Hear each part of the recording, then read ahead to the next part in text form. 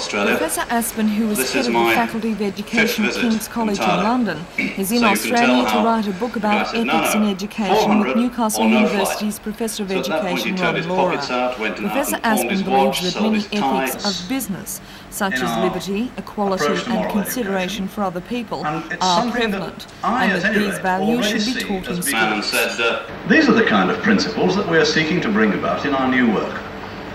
The idea that students in our schools and in our educating institutions generally should get into that style of thinking that characterize your everyday operations as businessmen.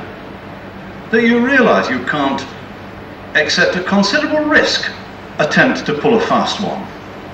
That you can't, except at considerable risk to your operations, tell a lie.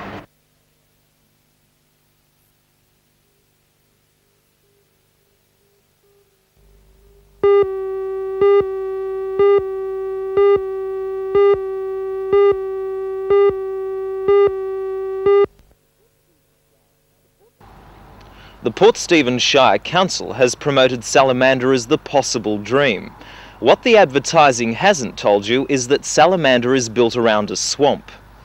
The 144 blocks of land for sale form a semicircle around Mambo Swamp, which drains into Salamander Bay. According to Don McNair, the varied and in some cases rare plant life in the swamp is under threat from residential development.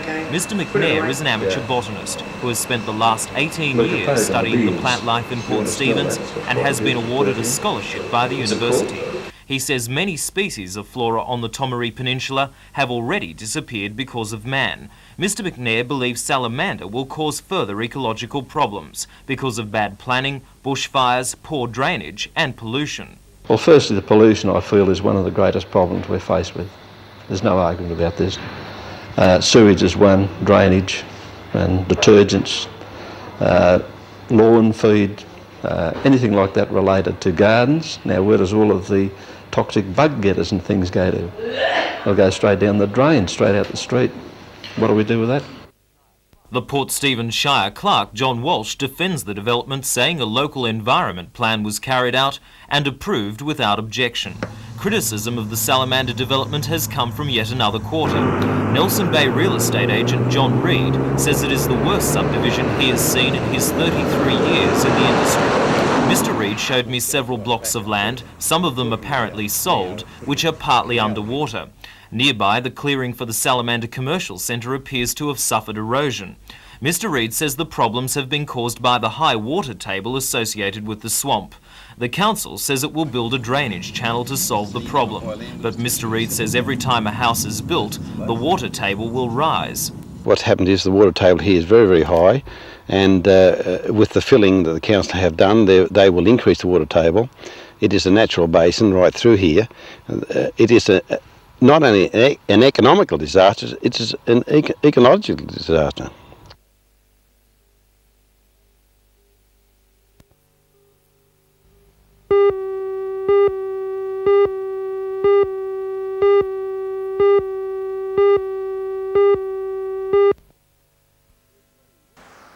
The Australian Wool Corporation has been warehousing the wool it buys at these sheds in Wickham since the inception of the reserve price scheme.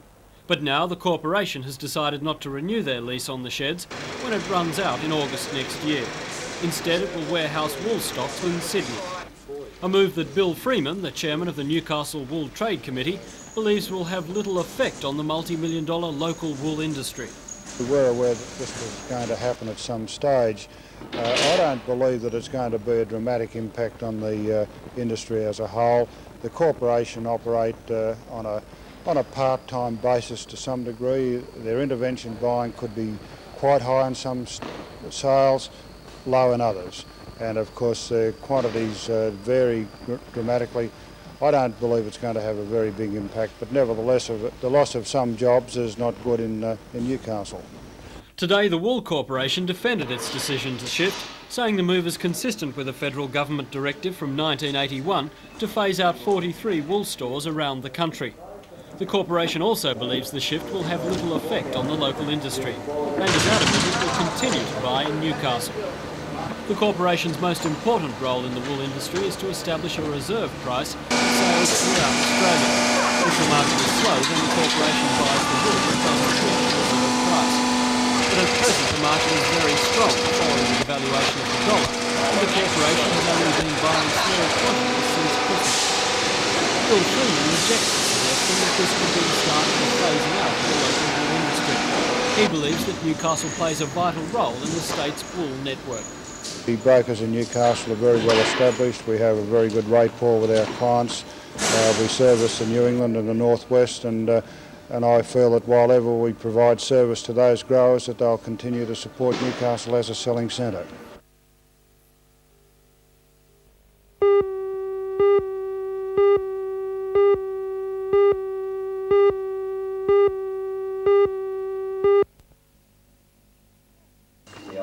The BHP has taken into consideration two significant events with its centenary projects for the hunter. One is the International Year of the Youth and the other is Education Week. According to a spokesman for BHP, Ernie Bryan, the company wanted projects that would preserve the environmental stability of the area and would contribute to the quality of life in the Hunter Valley. And he says the company is confident the three chosen will do just that. The Marching Koalas Combined High School Band has received a much appreciated $25,000 to purchase new instruments like this sousaphone, as well as helping to pay the massive $300,000 it will cost the band to visit Japan in October. The National Safety Council and the Education Department received $100,000 for a project aimed at saving young lives. The grant will pay for the production and distribution of a kit on child accident prevention. The project will go to homes, 250 infants and primary schools in the region, and will also include a television advertising campaign. Although still on the drawing board, it's expected to be ready for schools next year. $120,000 was the largest grant, and it went to the Hunter Wetlands Trust for the establishment of the Shortland Wetlands Centre. The centre on the old Hamilton Rugby Club site will need to undergo a complete facelift. The area was originally wetlands, but at that time was considered useless, and so it was filled for a football field, which is now disused. This is how the centre will look when the Wetland Trust has finished with it. Chairman of the Directors of the Centre, Max Madden. What we aim to do is to put the feeding ponds in front of the windows of the centre to provide additional areas, and then do as they do at Slimbridge and Martinmere and Calaverock in the UK, feed on a daily basis about the regular times during the day, say 11, midday and 2. Now that means that a lot of the birds will come to the ponds in front of the building and will be there for the people who are not really keen to go for long walks to see them.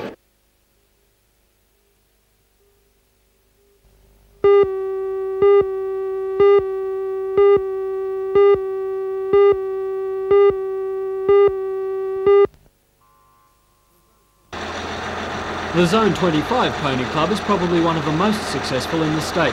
In fact, they contain more individual champions than any other zone. Add this to the fact that New South Wales makes up 40% of the world's pony club membership, and it seems only fitting that Zone 25 should be the first recipients of a new American Pony Club exchange scheme. 12 club members, 10 riders and 2 managers today left Newcastle on their way to America via Sydney. Whilst the group will compete in America, the main reason for the trip is the exchange of ideas on pony clubs between the two countries. The club members will stay with pony club families in 3 places in America, and their main port of call will be in Kentucky. Next year, it's hoped a group of pony club riders from America will pay back the favour and come to the Hunter for a similar trip. 25 hours flying, 28 hours flying.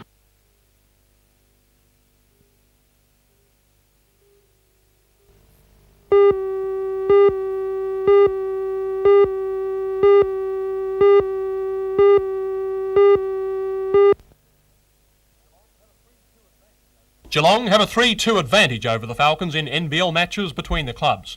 Tonight the Falcons need to square up and in doing so secure themselves a place in this year's playoffs.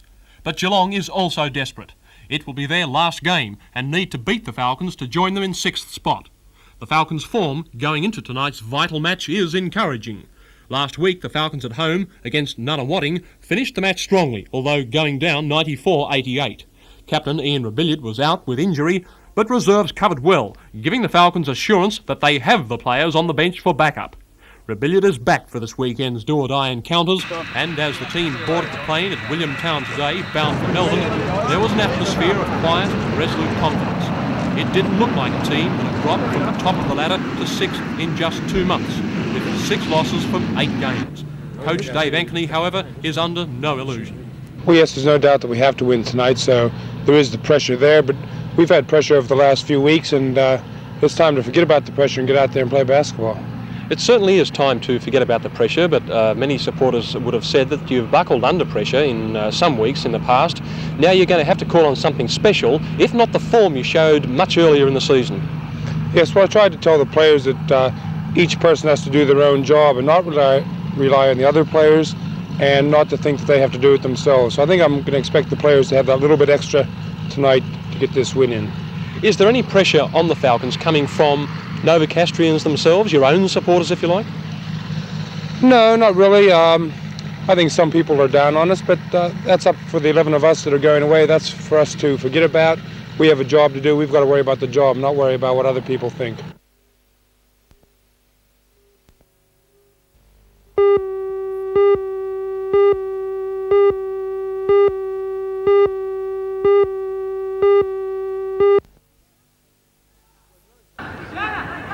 When Rosebud United played their state league counterpart Adamstown Rosebud at practice on Wednesday night, there was an air of purpose as United ran rings around their amateur brothers. For United, it was the first bit of match practice since they defeated Intermonaro in their last NSL engagement 3 weeks ago. And with the NSL axe set to fall on United, the players knew all too well that they must produce the goods when they play Penrith this weekend to retain their berth in the competition.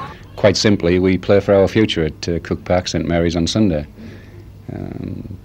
Once again, quite simply, we lose, we're in the relegation position. If we win, we've escaped relegation. It couldn't be any more clear-cut than that. Penrith also have their club's future at stake. They're second bottom on the table, and if they lose, then they'll be the team to be ousted. It's been a disappointing season for Rosebud. They've only rarely produced winning form in the weekend competition and also relinquished their crown as NSL Cup holders. But if they've ever needed to produce that Rosebud magic this season, then it's this Sunday when it will really count. All season they've looked relegation candidates, but a win would snatch them out of the fire with an escape that even Houdini would have been proud of. But with the chance still there, Rosebud haven't given up. I'm very hopeful indeed that we can win. I believe the players realise the seriousness of the situation. If National Soccer League is to go from northern New South Wales and Newcastle in particular, they have a lot to play for. And I think even Pride, they've not had a good season, and yet it boils down to one last encounter that they can get themselves out of trouble. I think they'll do it.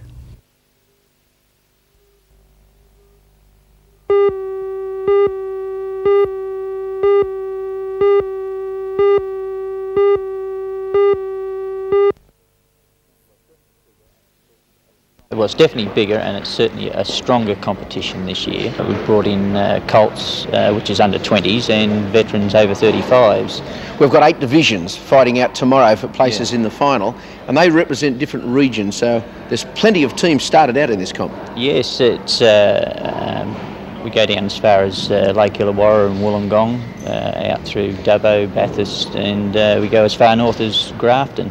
And of course we always have the stronghold of Newcastle and Sydney sides in there. One would expect your side as the state captain to be represented, but there's a bit of a story there, Martin. Tell us about it. Yeah, it's a little ironical. A lot of the lads from Raymond Terrace I've been involved with over the last 18 months or 2 years. A little bit of coaching, and through both cricket and soccer, and they made up most of the Raymond Terrace indoor cricket side, and of course that was the side that finished us in this year's finals. But they really did play well, and I expect a good showing from them this year.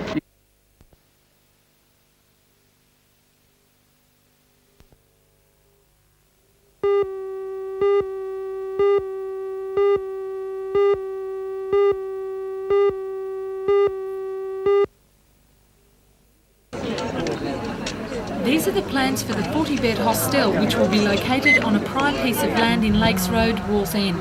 The total cost of the lodge, which will provide all the modern household facilities and amenities, will exceed $1.5 million. The money has been provided by the United Protestant Association of New South Wales with the help of a grant by the Commonwealth Government. The UPA is a non-profit Christian organisation and has been involved in the setting up of children's homes in the Newcastle region. Across the state, the association caters for the needs of more than 700 elderly, young and handicapped people. And today's turning of the first mound of earth was the beginning of construction work on the hostel, which will provide a relaxing environment for those enjoying their years of retirement.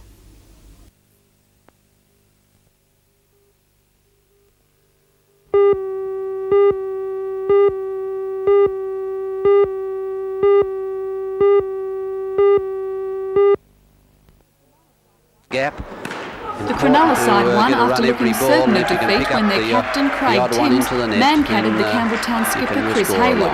While that is within the rules, it's regarded as not cricket by many supporters of the game, so much so that Cronulla were booed by many of the large crowd.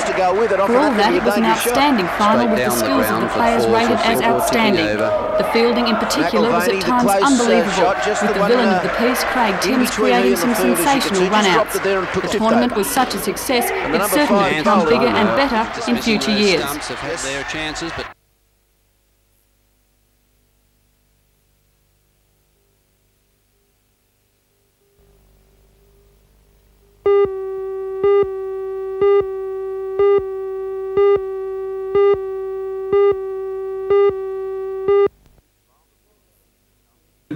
Father Gore was in Newcastle to open a Peace and Justice Centre in King Street's Uniting Church. Since being acquitted of conspiracy and murder charges in the Philippines, Father Gore has continued to campaign for human rights. This time, his target was foreign aid. He said the issue posed a serious moral question for all Australians. Should we participate in what he described as subsidised murder and the ruthless killing of innocent people? The military is being used against its own people. Recently, a Filipino Redemptorist priest went missing, was abducted by the military. Another missionary priest, Father Favali, I knew him very well, he had his brains blown out, literally. 5 people from the parish I was working in, last June 26, were taken out in the middle of the night, summarily executed and thrown in the river. Now that's what the military is doing. Yet we, as a nation, supply military aid, and we justify it.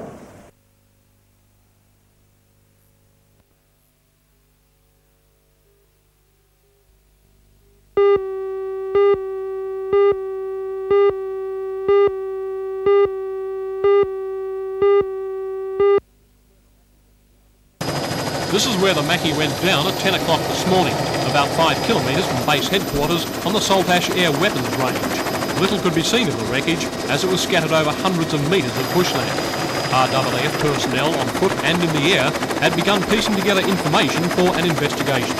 Back at base, the 3 77 Squadron Mackies that had been training with the ill-fated aircraft were lined up alongside an empty 4th space. Mackies came into service at Williamtown in 1969, and this is only the second to be lost.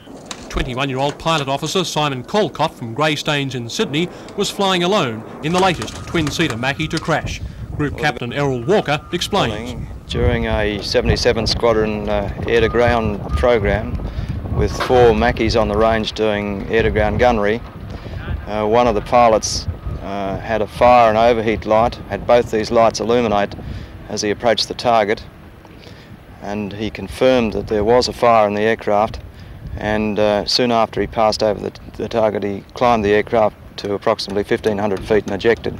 He ejected safely, I assume? He ejected safely, and the aircraft fell in the range danger area about 1 mile from the targets.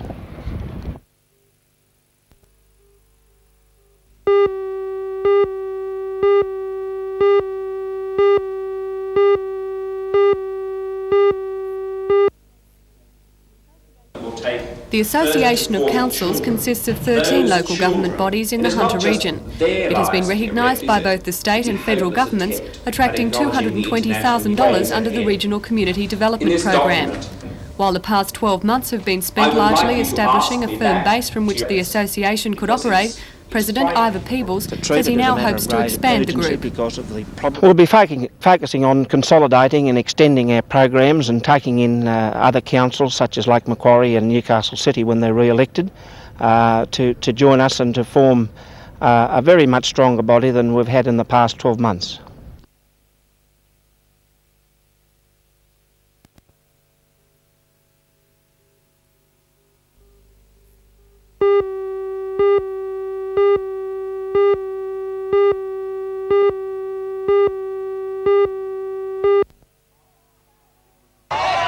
It was a tight and hard-fought soccer match, but Glendale, playing in the white, always had the upper hand. The school has a good record in the Bill Turner Cup, which is for players under 15 years of age. They won the cup in 1981 and were finalists the following year. In this match, Glendale were unable to score in the first half, although there were a few near misses.